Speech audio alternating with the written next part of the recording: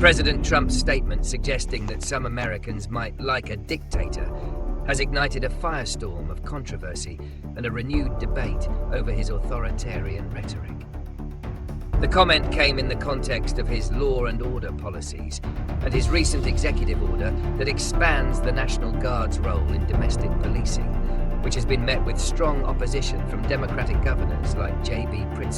Pritzker and others have seized on the comments as evidence of what they see as Trump's dictatorial tendencies and an attempt to normalize the use of military force against American citizens.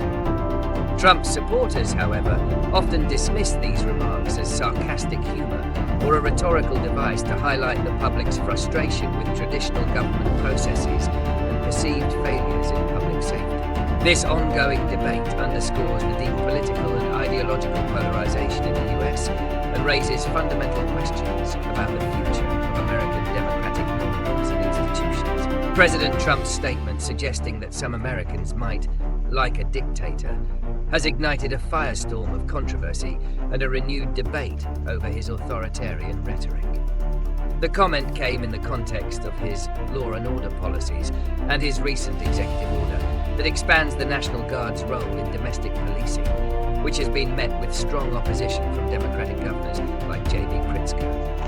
Pritzker and others have seized on the comments as evidence of what they see as Trump's dictatorial tendencies and an attempt to normalize the use of military force against American citizens. Trump's supporters, however, often dismiss these remarks as sarcastic humor or a rhetorical device to highlight the public's frustration with traditional government processes and perceived failures in public safety.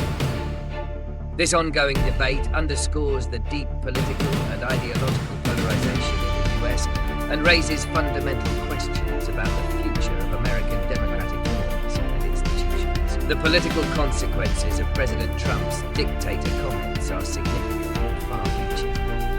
The remarks have been widely seized upon by his opponents as further evidence of his disregard for democratic norms and his desire for centralized, unchecked power. This has provided ammunition for a growing chorus of critics who argue that his policies, such as deploying federal forces to cities and his executive order on the National Guard, are fundamentally authoritarian. These comments are likely to be a central talking point for political rivals.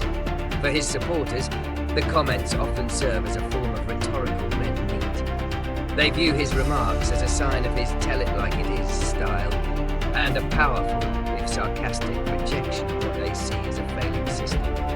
This strengthens his image as a strong leader who is willing to take unconventional measures to solve problems.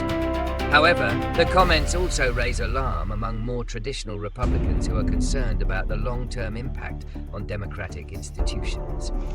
Ultimately, the consequences will be a deeper ideological divide in the US and a continued debate about the very nature of American governance. Addressing the issues raised by President Trump's dictator comments and the related executive actions requires a multi-pronged approach focused on upholding democratic principles and institutions.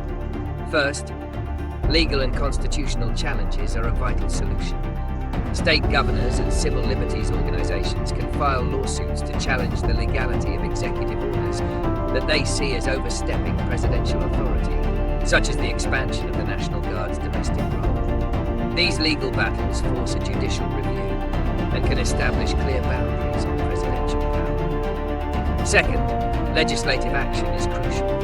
Congress has the power to pass laws that either explicitly limit the president's ability to use the military for domestic law enforcement or codify the for-cause provision for removing officials from independent agencies. This would provide a more permanent and durable solution, protecting against future executive overreach. Finally, civic engagement and education are long-term solutions. By promoting a greater understanding of constitutional checks and balances and the importance of democratic norms, citizens can be better equipped to hold their elected officials accountable and resist rhetoric that undermines foundational democratic principles.